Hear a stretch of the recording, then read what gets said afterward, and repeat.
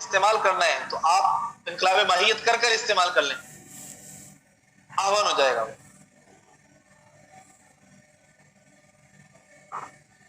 हाँ? सित्ता सित्ता। अच्छा, सिफात खासा। सिफात खासा ये कि उसकी जो खास सिफात है, मिसाल के शराब की खास सिफत क्या है? नशा। या और बहुत सारी जगह पे मिसाल, जैसे चर्बी, चर्बी की खास सिफत क्या है?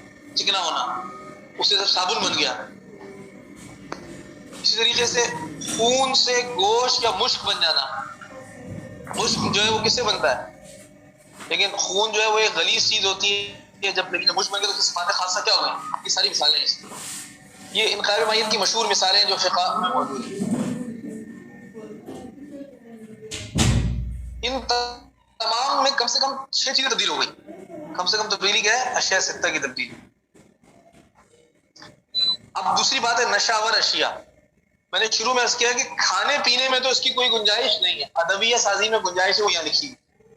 अदवियात की तैयारी में बकदर जरूरत शदीदा क्या है? गुंजाइश। चूंकि उसका मकसद ही वो है ना, अगर नशा ना हो तो वो आमिल ही नहीं होगी, वो दवा इफेक्ट ही नहीं करेगी। एक आदमी को नींद नहीं आ रही है, अब आप उसको कहेंगे इसको ताकत की दवाइयां खिलाओ, इसको जो उसका उसका फंक्शन ही क्या है कि उसको हिट ही क्या करना है जाके दिमाग को। ऐसी दवाई देनी है जो उसके दिमाग को जाकर क्या करे? सुन कर दे, सुकून दे दे। तो वो क्या होगा? नशावर ही होगा। आपसे कहाँ मुलाकात हुई है? आपसे आपसे आपसे दिल से हम कहाँ देखा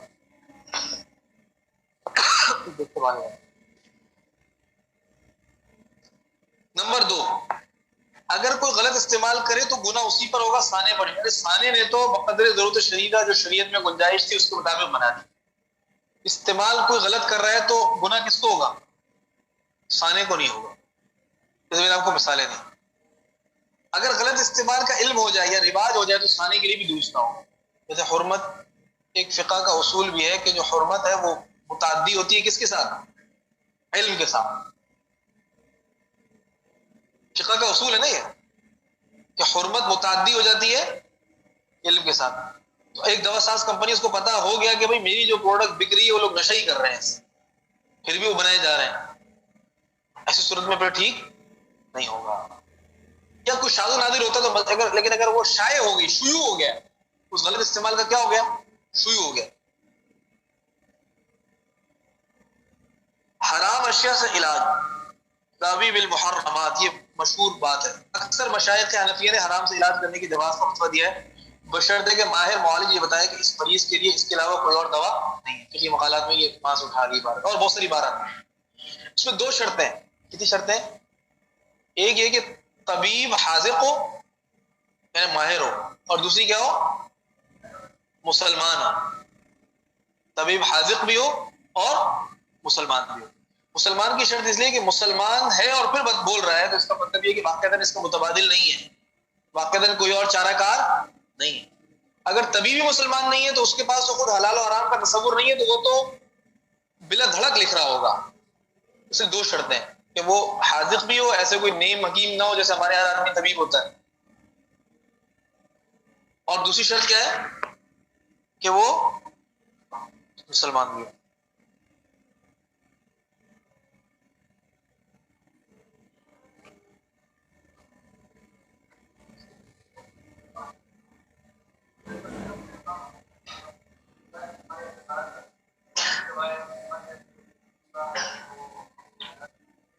हाँ हाँ, लेकिन जरूरत है ना, जरूरत है ना, मजबूरी है। लेकिन इसकी जिम्मेदारी है कि कोशिश करें, अगर अल्लाह ने उसको दी है तो ढूंढे, जब तक नहीं मिल रहा उस वक्त लोगों को मरने थोड़ी देना है। उस वक्त तक तो इसी पे लोगों की जान बचानी है ना। यहाँ बात जान बचाने की आ रही है, ये किसकी आ रही है? आगे शराइत आ रही है, तफसीलात। नज़ले जुकाम की दवाइयां नहीं है ये जान बचाने वाली अदवियात, आगे तफसील आ रही है। मरीज के लिए हर वक्फा वक्फा दे दो, इसको इस स्लाइड को पूरी करके दे दो। मरीज के लिए हराम जिस पर मुश्तमिल दवा के इस्तेमाल की दर्ज है शायद से गुंजाइश। पहली शर्त, दवा को इस्तेमाल करने वाला मरीज किसी जानलेवा मर्ज या किसी ऐसी गैर मामूली तकलीफ में मुब्तला हो कि इलाज न करने की सूरत में गैर मामूली हर्ज व मशक्कत यानी इस्तरार, हाजत, जरूरत के दर्जा, जरूरत उससे अगला दर्जा हाजत, फिर इस्तरार, ये दर्जा। ऐसा ना हो कि भाई नजला था, जुकाम था तो आपने हराम इस्तेमाल किया, वो जानलेवा मर्ज हो या मशक्कत शदीदा, उसमें पाँव टूटा हुआ है, हाथ टूटी हुई है, हड्डी टूटी हुई है, गर्दन टूटी हुई है, समझ रहे हैं, शुगर का मसला है, ब्लड प्रेशर का मसला है, फालिज का मसला है। नंबर 2, कोई माहिर और दयानतदार मुसलमान डॉक्टर इस मर्ज के लिए मज़कूरा दवा तजवीज़ करे। नंबर 3, इस दवा का हराम अज्जा से पाक कोई मुतबादिल मौजूद ना हो। नंबर 4, मुतबादिल मौजूद तो हो लेकिन मरीज को इससे फायदा ना होता।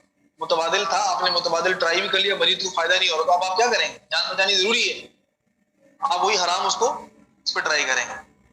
नंबर 4 मुतबादिल। नंबर 5, मुतबादिल मौजूद तो हो मगर इसका हुसूल बहुत मुश्किल, आपको पता तो है, लेकिन वो ऑस्ट्रेलिया में, वो अफ्रीका में। नंबर 6, मुतबादिल मौजूद तो हो मगर ज्यादा महंगा होने की वजह से मरीज की दस्तरस से बाहर हो और मरीज के लिए कर्ज वगैरह का कोई बंदोबस्त भी मुश्किल। एक दवा है जो हराम जिस पर बनी है वो 50 रुपए की मिल रही है, और इसकी हलाल जिस पर मुश्तमिल दवा मौजूद है लेकिन वो 20,000 की है, 10,000 की, और ये मरीज ऐसा कि 10,000 की दवाई नहीं खरीद सकता, कोई कर्जा भी देने को तैयार नहीं, या ये कर्ज लेना नहीं चाहता कि अदा कैसे करेगा। तो ऐसी सूरत में भी क्या होगी? ला युकल्लिफुल्लाहु नफ्सन इल्ला वुसअहा, उसको ऐसे मरने नहीं देंगे, बल्कि ये कि बल्कि एक हदीस में आता है, आप अलैहिस्सलाम ने फरमाया कि अल्लाह ताला रुखसत पर अमल करने को भी उसी तरह पसंद फरमाता है जिस तरह अजीमत पर अमल करने को पसंद फरमाता है। इंसान कमजोर है, कहीं कमजोर, अल्लाह से कहे अल्लाह अब मजबूरी है और ये गुंजाइश मौजूद है, और उसको जो है वो इस्तिग़फ़ार करते हुए इस्तेमाल कर ले, तो वो भी अल्लाह के यहाँ एक दर्जा है। समझ आ रही बात? ठीक है, अब वक्फा कर लेते हैं, उसको फिर आगे हम देखेंगे।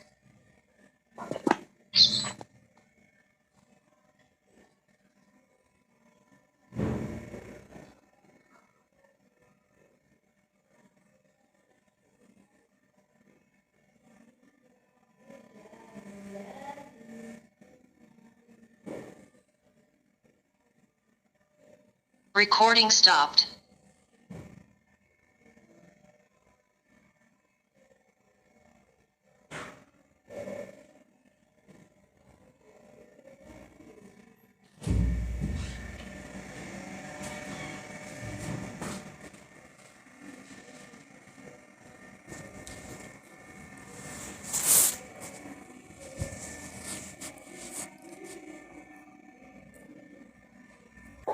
कि हराम अशिया से इलाज और उसकी क्या क्या शराइत थी, तकरीबन 6 शराइत हमने देखी।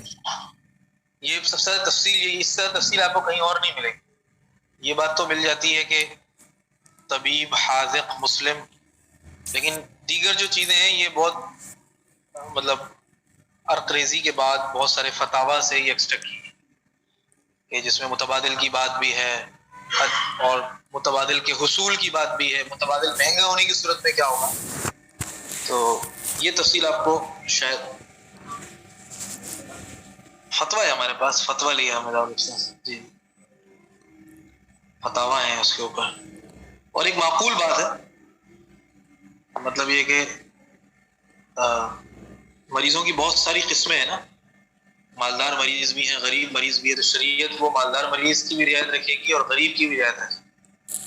एक गरीब है वो दवा खरीद नहीं सकता, और तो उसके पास ऑप्शन है, या तो मर जाए या ये कि वो ऐसी दवा इस्तेमाल करे जो उसकी दस्तरस में। तो शरीयत यही कहेगी कि भाई आप मरने से अच्छा है कि आप अपनी दस्तरस वाली दवा इस्तेमाल कर, इस्तिग़फ़ार करें उसके ऊपर, जबकि रियायत मौजूद है, गुंजाइश मौजूद है। और जो मालदार मरीज अरब पति है तो उसको गुंजाइश ही नहीं होगी, उसको खरीदना है हर सूरत में। अगर वो उसमें बुखुल से काम लेता है तो उसको दोहरा गुनाह होगा, बुखुल का भी गुनाह होगा और हराम का भी गुनाह होगा। अच्छा, अब पिछली जो स्लाइड थी उसमें हमने देखा था कि एक उसको हमने देखा था एक कंज्यूमर के एतबार से, सारिफ के एतबार से, किस एतबार से कि सारिफ के लिए कब गुंजाइश है। ये वाली जो अगली स्लाइड है इसके अंदर हम देखेंगे मैन्युफैक्चरर के एतबार से कि सारिफ तो तब इस्तेमाल करेगा जब मैन्युफैक्चरर ने बनाया हुआ होगा, और जाहिर सी बात है कि मैन्युफैक्चरर तो सिर्फ ये देखकर बनाएगा कि ये दवा जो है वो जान बचाने वाली। बाकी अगली शराइत जो है कि उसको प्रिस्क्राइब करने वाला डॉक्टर कौन होगा, हाजिक होगा, मुसलमान होगा, अवेलेबल किसी के लिए है नहीं है, उसकी प्राइस किसी के लिए जो है वो काबिल तहम्मुल है या नहीं है, ये सब चीजें मैन्युफैक्चरर नहीं देखेगा। मैन्युफैक्चरर के लिए बस इतना काफी है कि उसको किन चीजों में, किन सूरतों में शरीयत ने इजाजत दी कि तुम बना लो। आगे उसका इस्तेमाल कैसे होगा उसकी अलग शराइत है जो हमने देख ली। यहाँ लिखा है तदावी बिल मुहर्रमात के दर्ज बाला उसूल तो सारिफ के लिए थे, कंज्यूमर, तजवीज कुलंदा, प्रिस्क्राइबर। जो डॉक्टर है ना, डॉक्टर का दूसरा नाम क्या है? प्रिस्क्राइबर। डॉक्टर क्या होता है? प्रिस्क्राइबर होता है। और तबीब के लिए, जब इनके लिए बात सूरतों में हराम दवा इस्तेमाल करने की इजाजत, सुसाने के लिए हराम अज्जा पर मुश्तमिल दवाई पेशगी बनाए दर्ज शायद जाए, वो पेशगी बनाएगा ना, वो पेशगी साथ एक मरीज मर रहा है, अब आप कहते हैं अब वो फार्मा कंपनी उसका ऑर्डर लेगी, रॉ मटेरियल मंगवाएगी और फिर उसको जो है वो फिर रॉ मटेरियल आता है। अच्छा, रॉ मटेरियल के बाद एक बहुत बड़ा मरहला होता है जो हमसे रह गया, वो होता है क्यूसी का, क्वालिटी कंट्रोल उसको चेक करता है। जैसे कि आम ग़िज़ा तो नहीं है ना, ये तो दवा है, इसमें एक जुज़ भी थोड़ा सा ऊपर नीचे हो तो बंदा क्या होगा, दुनिया से चला जाएगा। हर अज्जा बहुत सेंसिटिव है और वो इंसान की बहुत हसास चीजों को जाके हिट कर रहे होते हैं। कोई उसके नर्वस सिस्टम को हिट कर रहा होता है, कोई उसके इम्यून सिस्टम को हिट कर रहा होता है, कोई उसके ब्लड को हिट कर रहा होता है, कोई उसके दिल को हिट कर रहा होता है। तो जरा भी इसमें कोई गड़बड़ होती है तो इंसान चला जाता है। दवा और ग़िज़ा में ऐसा नहीं होता। जैसे आपने बिस्किट खा लिया, थोड़ा सा खराब, कोई मसला नहीं, थोड़ा पेट में दर्द होगा, सही हो जाएगा, मोशन लगेंगे और आप ठीक हो जाएंगे, ऐसा होता है। लेकिन इसमें कोई गुंजाइश मौजूद नहीं है। इंजेक्शन गलत लग गया तो आप जो है वो हो सकता है कि आप दुनिया से ही चले जाएं। तो एक मरहला होता है उसमें क्यूसी का, उसमें बहुत टाइम लगता है। क्यूसी क्या करता है, जितना रॉ मटेरियल है उसमें से हर रॉ मटेरियल से थोड़ा थोड़ा निकालता है, उसको ले जाता है, उसकी टेस्टिंग करता है। अच्छा, टेस्टिंग के बाद एक मरहला होता है, वो कई महीनों पर मुश्तमिल होता है, उसको कहते हैं स्टेबिलिटी, कि उसका एक नुस्खा बना के अपने पास एक खास वक्त तक रख के उसकी स्टेबिलिटी चेक करता है। तो अगर दवासाज कंपनी के लिए पेशगी बनाना जायज ना हो तो फिर भी मरीज को कोई फायदा नहीं है। दर्ज पहली शर्त क्या है, दवा किसी ऐसी बीमारी की हो जिसमें जान जाने का खतरा हो, या ऐसा खतरा तो ना हो मगर तकलीफ शदीद हो, पहली बात। नंबर 2, दवा की पैकिंग पर हराम जुज़ का वाज़ेह जिक्र किया जाए ताकि इसको सिर्फ ऐसी शदीद बीमारी मुब्तला मरीज ही इस्तेमाल करें। दवा की पैकिंग पर लिखा हो कि एक नोट लगा हुआ हो कि ये मेडिसिन मुश्तमिल है, कंटेन्स है ऐसे अज्जा पर जो शरीयत एतबार से हलाल नहीं, ये लिखा हो। जैसे जैसे सिगरेट के ऊपर लिखा था तंबाकू नोशी सेहत के लिए मुज़िर है, जो भी इस्तेमाल करे सोच समझ कर इस्तेमाल करे। इसी तरह उसकी पैकिंग पर लिखा हो ताकि सख्त जरूरत वाला ही बंदा इस्तेमाल करे, हर आदमी उसको इस्तेमाल करने ना लग जाए, ये भी शर्त है। नंबर 3, दवा में हराम जुज़ की मिकदार इंतहाई कम, यानी दूसरे पाक और हलाल अज़्ज़ा के मुकाबले में मगलूब हो, वरना तैयार कुनंदा मैन्युफैक्चरर कंपनी के लिए दवा का मुआवजा लेना जायज नहीं होगा। आपने पढ़ा है कि माले मुतकव्वम, माले यानी अगर वो हराम है तो वो माले मुतकव्वम बनने की सलाहियत नहीं रखता। जब वो माले मुतकव्वम बनने की सलाहियत नहीं रखता तो उस कंपनी के लिए वो दवा बनाना तो जायज है, लेकिन उसको नफे पर आगे फरोख्त करना जायज नहीं है, इसलिए कि वो माले मुतकव्वम ही नहीं, उसकी बै जायज नहीं। तो माले मुतकव्वम बनने के लिए जरूरी है कि उसमें दीगर अज्जा गालिब हो जाएं। जैसे आपको पता होगा दवा में ये होता है कि जो असल जो होता है उसको कहते हैं एक्टिव। अगर एक दवा है तो उसमें एक्टिव जो है वो 10 या 20% ही होगा, बकिया चीजें जो है ना वो उसकी सपोर्टिंग होती हैं। ये जो मैंने आपको शेल बताया, शेल कितना बड़ा होता है, ये शेल खुद कोई काम नहीं कर रहा होता, ये जो जेलेटिन शेल है इसका सिर्फ ये फंक्शन होता है कि वो जो दवा है ना वो मुंह में तहलील ना हो, बल्कि वो दवा पेट के अंदर जाए और पेट के अंदर जाकर वो शेल पिघले और पिघलने के बाद उसके जो अज्जा है वो पेट में तहलील हो। ये मकसद होता है। वो सिर्फ अंदर पहुंचाने का एक आला है, एक पैकिंग है जो शेल्स है। इस तरह इसमें दवा में बहुत सारी चीजें ऐसी होती हैं जो प्रिजर्वेटिव्स होते हैं। प्रिजर्वेटिव्स का मतलब ये होता है कि जो इसकी उम्र बढ़ा देते हैं। इसमें जो लिखा होता है ना कि एक्सपायर हो जाएगी 2025 में जाकर, 2022 में जाकर, इतने अरसे तक जो इसको स्टेबल रखना है उसके लिए जो मटेरियल इस्तेमाल होता है उसको क्या कहते हैं? प्रिजर्वेटिव्स। समझ आ रही बात? तो उसमें जो हराम जूस हो वो मगलूब हो, 49% हो, 48% हो, 47% हो, 30% हो, 50 से ऊपर ना हो। अगर होगा तो ये दवा बनाना तो जायज है, इस्तेमाल करना भी जायज है, लेकिन इसकी खरीदो फरोख्त जायज नहीं है। फिर कंपनी बनाएगी क्यों? उसका दिमाग खराब है। इतने लोगों को तनख्वाहें दे रही है, उस पर इतना अपना सरमाया खर्च कर रही है। तो ये भी जरूरी है कि जब उसकी फॉर्मुलेशन करें, R&D करें। R&D होता है रिसर्च एंड डेवलपमेंट। जब भी कोई चीज आपने बनाना चाहते हैं तो पहले क्या करते हैं? उसकी R&D करते हैं। तो जो R&D करने वाले हो उनको इतना सेंस हो, अगर कोई हराम दवा भी बना रहे हैं तो उसमें दीगर अज्जा को क्या करते हैं?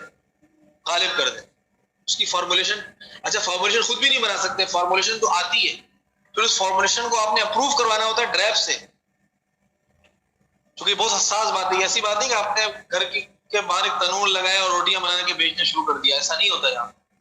यहाँ कोई भी दवा आज आप बनाने जाएंगे तो 2 साल के बाद आप बना सकेंगे उसको। बहुत सारी अप्रूवल्स होती हैं, बहुत सारी चीजें होती है, लेकिन हमारा ये एक नजरिया होना चाहिए कि जब भी कोई दवा बना रहे हैं हराम जो उस पर मुश्तमिल है, जान बचाने वाली भी है, लेकिन ये भी जरूरी है कि उसमें दीगर अज्जा क्या हो? गालिब हो, ताकि वो माल मुतक़व्वम बने और उसकी कीमत आप ले सकें। ये मैन्युफैक्चरर के लिए। अब चौथी बात, हराम दवा को जिस्म में पहुंचाने की सूरत पर हुक्म का मदार। तो हराम दवा को मुंह के जरिए मेरे तक पहुंचा सकते हैं आप, पहली सूरत जो आम सूरत है। इंजेक्शन या दीगर मोहतात रास्तों से जिस्म में शामिल कर सकते हैं। नंबर 3, इंजेक्शन के जरिए खून में शामिल कर, जिस्म में नहीं बल्कि खून में। खारिज इस्तेमाल करके इसके असरात को जिस्म के अंदर पहुंचा सकते हैं। अब इन दर्ज वाला सूरतों का शरीय हुक्म क्या है? बवक्त जरूरत या बवक्त इसरार हराम दवा को जिस्म में पहुंचाने का आसान और आहवन तरीका क्या है जिसके मुताबिक साने दवाई तैयार करें? तो ये मैंने पहले अर्ज कर दिया कि इसका तरीका यही है कि आप उसको ओरल ना करें। आहवनुल बलियतैन ये है कि आप उसको गैर मोहताद मनफज से आप उसको क्या करें? दाखिल करें। लेकिन ये इबारत भी है।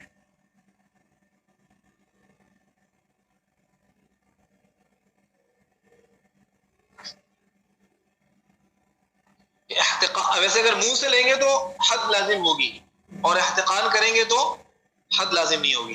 ठीक है।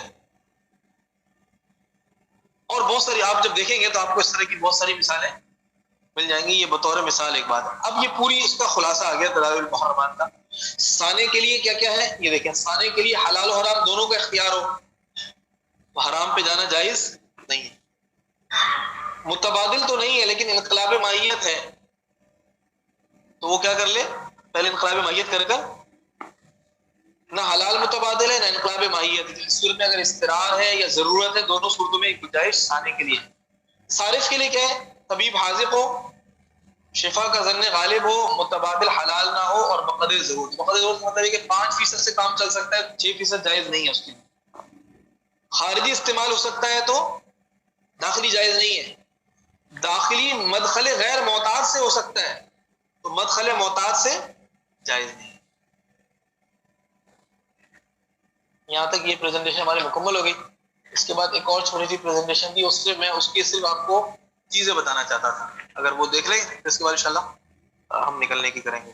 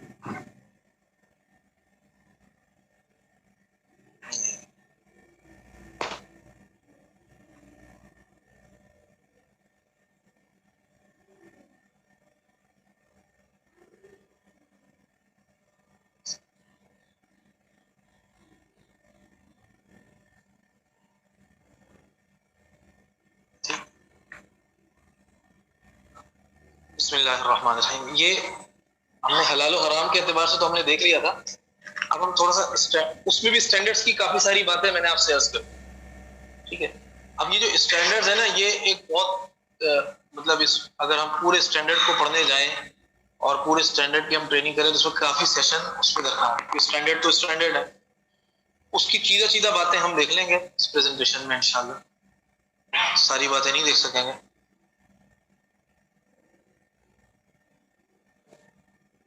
अच्छा, स्टैंडर्ड जो बनाता है ये देख लीजिए बात, रोल ऑफ PSQCA, एक इदारा है, उसका नाम है Pakistan standard for quality and control authority. Pakistan standard quality and control authority के नाम से एक इदारा है PSQCA। उसका काम ही स्टैंडर्ड्स बनाना, तो जनरल स्टैंडर्ड्स भी बनाता है और उन्होंने एक हलाल डिवीजन भी बनाया हुआ है। एक उस इदारे में एक डिवीजन बनाया हुआ है, एक शोबा बनाया हुआ है हलाल का, वो हलाल स्टैंडर्ड्स बना रहा है। अच्छा, ये स्टैंडर्ड्स कंज्यूमर्स के लिए भी हैं, ये स्टैंडर्ड्स मैन्युफैक्चरर के लिए भी हैं, बल्कि ये स्टैंडर्ड्स जो है वो जो सर्टिफिकेशन बॉडीज है उनके लिए भी है। PSQCA ने जो इदारे हलाल सर्टिफाई करें उनके लिए भी स्टैंडर्ड बनाया हुआ है कि आप भी तो कोई स्टैंडर्ड पर आएंगे तो आप कर सकेंगे। अगर आप उस स्टैंडर्ड को क्वालिफाई नहीं करें तो हर आदमी खड़े होकर दूसरे की हलाल सर्टिफिकेशन नहीं कर सकता। तो बहुत सारे स्टैंडर्ड इन्होंने बनाए। स्टैंडर्ड में देखें ये सारी चीजें होंगी। स्कोप होता है, सबसे पहले रेफरेंसेस होते हैं, ये कहां से लिया गया है, डेफिनेशंस होती हैं, रिक्वायरमेंट्स होती हैं, प्रोसेसिंग होती है, ये सारी चीजें इसके अंदर मौजूद हर स्टैंडर्ड में होती हैं। अच्छा, इसमें एक अहम चीज जो होती है, जो बताना मकसूद है, वो ये कि डॉक्यूमेंटेशन अदर रिक्वायरमेंट। कोई भी इदारा जब हलाल करने जा रहा होता है तो सिर्फ ये काफी नहीं होता कि उन्होंने अपने रॉ मटेरियल को हलाल कर दिया, उन्होंने ग्रेड को हलाल कर दिया, ये कर दिया, ये काफी नहीं होता। उसका लाजमी हिस्सा ये है कि उन्होंने अपने पास हलाल का पूरा मैनेजमेंट सिस्टम बनाया हो। हलाल मैनेजमेंट सिस्टम का मतलब ये कि उनकी एक पॉलिसी है जिसको कहते हैं control policy, quality policy. Quality policy होती है ना, आप किसी भी कंपनी में जाते हैं आपको नजर आता है कि हमारी पॉलिसी, इसमें हलाल शामिल करें। इसी तरह हर डिपार्टमेंट में हलाल के लोग लाएं तो भाई, या पहले से जो लोग हैं उनको असाइन करें कि भाई आपकी जेडी में, आपके जॉब डिस्क्रिप्शन में ये काम हलाल के भी शामिल है। इसी तरीके से इंटरनल वो लोग हलाल के ऊपर साल में एक दफा ऑडिट करें, इंटरनल, बाहर वाले नहीं, भाई हमारे ये था। इसी तरह आप हलाल के ऊपर SOPs बनाएं। SOPs समझते हैं? स्टैंडर्ड ऑपरेटिंग प्रोसीजर्स, SOP यानी ख्वाइज ज़वाबित। हमारे यहाँ भी मदारिस में भी होते हैं, हर शोबे के इदारे के क्या होते हैं, उसको SOPs कहते हैं। क्या कहते हैं? तो हलाल स्टैंडर्ड हमें ये कहता है कि जो अमली हलाल के साथ साथ हलाल मैनेजमेंट सिस्टम भी इंप्लीमेंट होना चाहिए। अगर ना CV के लोग आ जाए, ऑडिट करके चले गए, कल काम हो रहा नहीं हो रहा, एक महीने बाद काम, लेकिन अगर उन्होंने आके ऐसा किया कि सिस्टम में हलाल दाखिल कर दिया, SOPs में हलाल दाखिल कर दिया, मुख्तलिफ जगहों पर हलाल के चेक लगा दिए, प्रोक्योरमेंट की SOP में डाल दिया, कभी जो चीज प्रोक्योर कहते हैं, परचेज, प्रोक्योर किसे कहते हैं, परचेज डिपार्टमेंट की SOP में डाल दिया कि भाई आप जो परचेज करेंगे इन वेंडर से करेंगे, इन सप्लायर से करेंगे, इसके अलावा किसी से नहीं करेंगे।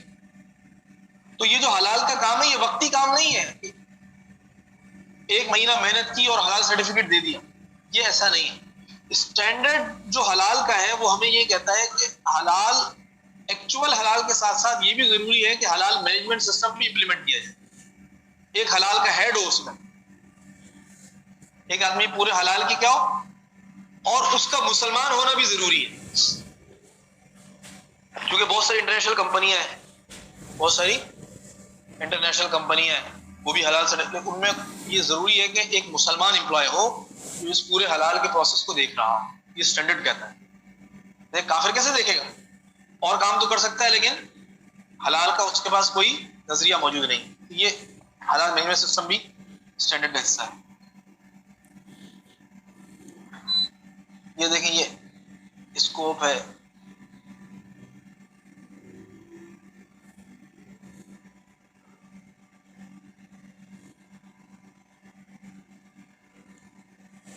ड्रग की तारीफ है। असल में ये जो लफ्ज है ना, दवा के लिए जो लफ्ज इस्तेमाल होता है वो क्या है, ड्रग है, लेकिन जो खतरनाक लफ्ज हो गया चूंकि ये, लेकिन असल जो इदारा बना हुआ है जो दवा की कंपनी को कंट्रोल करता है, उसका नाम भी क्या है, ड्रग रेगुलेटरी अथॉरिटी। हलाल ड्रग की तारीफ है इसके अंदर, drug permitted by law of Islam. हराम ड्रग की तारीफ है, फार्मास्यूटिकल की तारीफ है। ये पूरा एक स्टैंडर्ड है। एक पैकेजिंग मटेरियल मैंने बता दिया, उसको कवर कर रहा है। Natural material, synthetic material, drug safety को कवर करता है, ये हलाल सर्टिफिकेशन बॉडी को कवर करता है।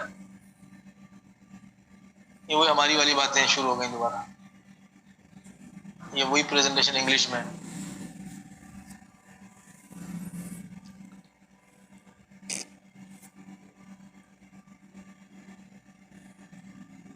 मैं आपको जो चीज, ये सारी चीज हम पढ़ चुके हैं ना, इसलिए मैं इस पे भी ज्यादा नहीं जाऊंगा।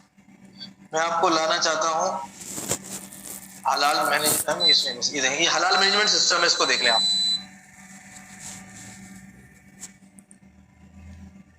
ये कहते हैं कि डॉक्यूमेंटेशन अदर रिक्वायरमेंट जरूरी है, डॉक्यूमेंटेशन हो हलाल के पास, एसओपी बनी। दूसरा, ह्यूमन रिसोर्सेज हो। ऐसा नहीं कि आप कह रहे हैं कि भाई मैं हलाल सर्टिफिकेशन का है लेकिन कोई एक बंदा भी हलाल के लिए नहीं है। ह्यूमन रिसोर्सेज भी आप हलाल के लिए, हलाल को इंप्लीमेंट करने के लिए हायर करें, या जो पहले से हैं उनकी जेडी में हलाल को, हलाल के जो काम है, जो हलाल की सर्विसेज हैं, उसको शामिल करें। ह्यूमन रिसोर्सेज, हलाल कंट्रोल पॉइंट्स आप बनाएं। जैसे मैंने बताया कि परचेजिंग में 3 कंट्रोल पॉइंट्स आपने बना दिए, भाई ये चेक्स है 3। इसी तरह आपने जो है ना वो मिक्सिंग के अंदर 3 कंट्रोल पॉइंट्स आपने बना दिए, उनकी एसओपी में डाल दिए, ये कंट्रोल पॉइंट्स है, इसको फॉलो करना होगा। इसी तरह जो है वो प्रोडक्शन में आपने 3 कंट्रोल पॉइंट्स डाल दिए। पैकेजिंग मटेरियल में की जो पॉलिसी है उसमें आपने 3 कंट्रोल पॉइंट्स हलाल के डाल दिए। कंट्रोल पॉइंट्स समझते हैं ना, कंट्रोल करने के लिए पॉइंट्स, जिसको कहते हैं चेक लगा दिए, ये जरूरी है। इसी तरह इसमें एक ये भी जरूरी है, इमरजेंसी प्रिपेयर्डनेस एंड रिस्पांस। कभी कोई हंगामी सूरत आ गई तो क्या होगा, कोई हराम जो शामिल हो गया, अब क्या करना है, या मार्केट में हलाल मिल नहीं रहा है, फौरी तौर पे परचेसिंग करनी है, अब क्या करेंगे, इसकी एक पॉलिसी हो। इंटरनल ऑडिट हलाल का हो रहा हो, सिर्फ सीबी के ऊपर सर्टिफिकेशन बॉडी पर इन्हिसार ना हो, अंदर के लोग भी ऑडिट कर रहे हो। लेबलिंग,